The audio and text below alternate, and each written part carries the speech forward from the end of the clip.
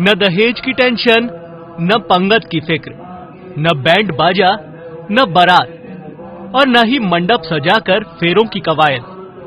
ये अनोखी शादी हुई एमपी के मुरैना से सटे जौरा खुर्द में, जहां दोनों पक्षों के रिश्तेदार जुटे और दूल्हा दुल्हन महज 17 मिनट में पति पत्नी बन गए।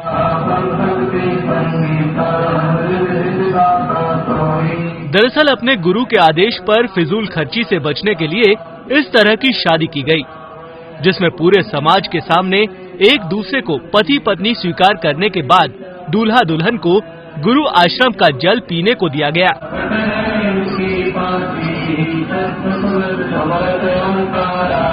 इसके बाद दोनों ने अपने गुरु का आशीर्वाद लिया। दैनिक भास्कर.com की रिपोर्ट।